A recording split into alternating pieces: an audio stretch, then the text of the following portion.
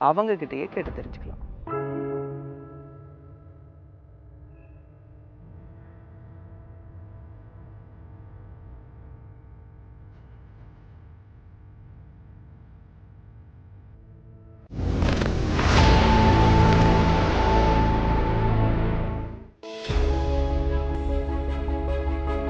இந்த தொழிலுக்கு வந்து 7 வருஷம் ஆகுது.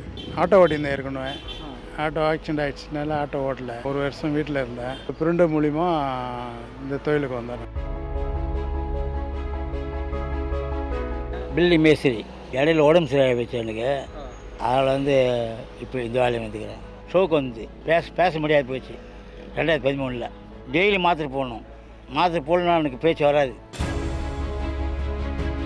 மேக்ஸிமம் ஒரு 10 வருஷமாக இருக்கிறேன். சொந்த வேலை வந்து டெய்லர் வேலை. கொஞ்சம் லைஃப்பில் கொஞ்சம் சரிக்கிடுச்சு. அதனால் ஒரு 6 மாதத்தில் ஒரு 25 லட்ச ரூபா லாக் ஆகிடுச்சு.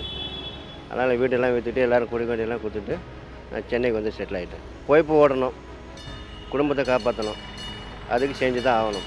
எனக்கு நார்மலாக எனக்கு பேக் பெயின். அதனால் உக்காந்தா டக்குன்னு ஏற்க முடியாது.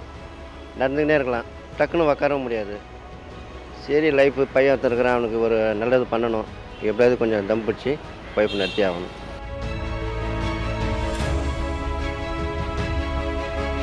வயசு 77, 10 வருஷமாக செஞ்சுங்கிறேன். பிடிச்சிருந்தாலும் பிடிக்கலனாலும் சாப்பாட்டுக்கு இதுதானே தொழில், வேறு எந்த தொழிலுக்கு போக முடியும்? எனக்கு வந்து 74 ஐயா. செக்யூரிட்டி வேலை 10 வருஷமாக வேலை செய்கிறேன். இதுக்கு முன்னாடி கன்ஸ்ட்ரக்ஷன் பண்ணியிருந்தேன். இப்போ வந்து எல்லாம் பில்டர்ஸ் எல்லாம் ஆகிட்டதுனால நான் அந்த வேலையை விட்டுட்டு செக்யூரிட்டி வேலைக்கு வந்துருக்கேன். மழை காற்று ஒரு ஐட்டம் போன வருஷம் அடிச்சிச்சு இல்லை, அதால் வீடு கொஞ்சம் அம்மி போச்சு. அதால் காலம் தொல்லால் வந்துட்டோம். அங்கே சகசியாக இருந்தோம், இங்கே கஷ்டத்தோட இங்கே வந்துக்கிறோம். கொசுவில் உட்காந்து கஷ்டப்படுற மாதிரி தான். வர மூஞ்செல்லாம் பாருங்கள். செக்யூரிட்டி ஃபீல்டில் 10-15 வருஷமாக இருக்குது. இதுக்கு முன்னாடி ஐடி கம்பெனியில் டெஸ்பாச்சில் இருந்தேன். கையை ஆக்சிடென்ட் ஆச்சு. அது கொஞ்சம் இது பண்ணிவிட்டு இந்த லைன் ஃபீல்டில் வந்துட்டேன். அது கொஞ்சம் நிம்மதியாக இருந்தது, இது கொஞ்சம் பிரச்சனையாக இருக்குது. கட்டட தொழிலாளி. பில்லிலேருந்து விழுந்து அடிபட்டுருச்சு. அதுவும் ஹார்ட் ஆப்ரேஷன் ஓப்பன் சர்ஜரி பண்ணியிருக்கு. அதனால் வந்து வெயிட்டு கிட்ட தூக்க முடியாது. மேலேருந்து ஒன்றுதில் ஒரு கிட்னி வேறு எடுத்தாச்சு. அதனால் வேலை வெயிட்லாம் தூக்க முடியாது. அதனால் செக்யூரிட்டி வேலைக்கு வந்துட்டேன். உட்காந்து யார் கையும் ஏந்தக்கூடாது, நம்ம பிச்சை எடுக்கக்கூடாது, நம்ம உழைச்சி சாப்பிடணும்.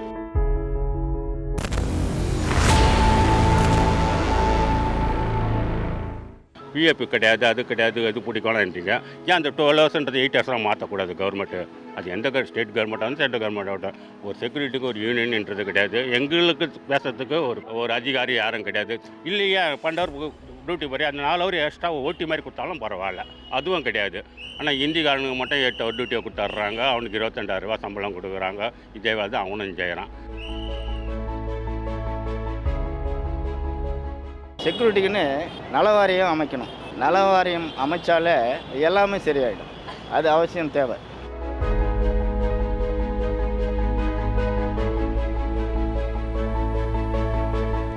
கொஞ்சம் மதிப்பு கம்மியாக இருக்கும், மரியாதை கம்மியாக இருக்கும். கொஞ்சம் நில்லுன்னா நிற்க மாட்டாங்க. அதுவும் ஃப்ளாட் உள்ளவங்கன்னா அவங்களும் கொஞ்சம் கெத்தாக பேசுவாங்க, கொள்ளுவாங்க, எல்லாம் செய்வாங்க. தூக்கம் இருக்காது. 1/2 அன் ஹவர் ஒரு வாட்டி ஃபோட்டோ அமிச்சின்னே இருக்கணும். ஆமாம், அதனால் வந்து தூங்க முடியாது. திடீர்னு அவங்க வருவாங்க, யாருன்னா மேனேஜ்மெண்ட்லேருந்து ஆள் வந்து பார்ப்பாங்க. அந்த டைமில் நம்ம தூங்கணும்னு வச்சுக்கோங்க, ஒருத்தர் தூங்கினா 5 பேருக்கு ஃபால்ட் ஆகிடும்.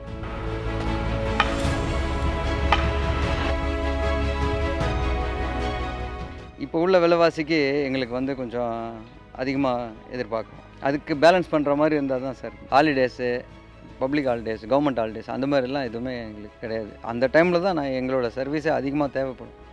எங்களுக்கு செக்யூரிட்டிகளுக்கு பொறுத்த வரைக்கும் என்ன சொல்கிறதுனா, ஒரு அமைப்பாக கருதி அதுக்கு ஒருத்தர் வந்து எங்களுக்கு ஒரு standard of pay scale, standard of safety, அதாவது எங்களுடைய வேலைக்கு வந்து ஒரு பணி பாதுகாப்பு, அந்த உத்தரவாதம்.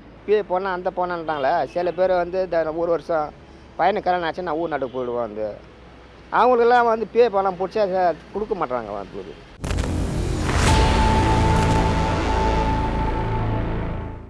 தமிழ்நாட்டில் கிட்டத்தட்ட பல்லாயிரக்கணக்கான பேர் வந்து தனியார் செக்யூரிட்டியாக வேலை செஞ்சிட்ருக்காங்க.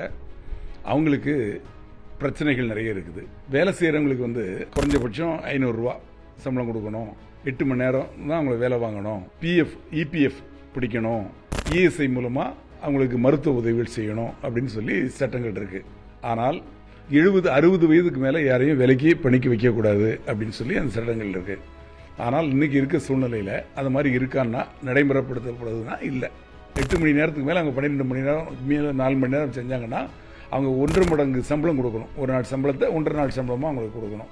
காவல்துறை எப்படி கஷ்டப்படுறாங்களோ அதுக்கு மேலே அவங்க கஷ்டப்படணும். பகல்லையும் சரி, இரவுலையும் சரி, பனியிலையும் சரி, மழையிலையும் சரி, வெயில்லையும் சரி, அவங்களோட பணி ரொம்ப கடுமையானது. அந்த பணியினால் அவங்களுக்கு யாராலெல்லாம் பிரச்சனைகள் வரும்னா சமூக விரோதிகள், ரவுடிகள், திருடர்கள், விஷ ஜந்துக்கள், அதே மாதிரி மிருகங்கள், இவங்களால அவங்களுக்கு உயிருக்கு ஆபத்து ஏற்படும். இதை இந்த திருடர்களையோ இந்த ரவுடிகளையோ இல்லை சமூக விரோதிகளையோ அங்கே நுழைய விடாமல் இவங்க தடுக்க போகல அவங்க இவங்களை தாக்குவாங்க. அப்போ இவங்களுக்கு காயம் ஏற்படும், சில சமயங்களில் மரணம் கூட ஏற்படும். ஆனால் அதுக்கு இன்சூரன்ஸ் கவரேஜ் அவங்களுக்கு கிடையாது.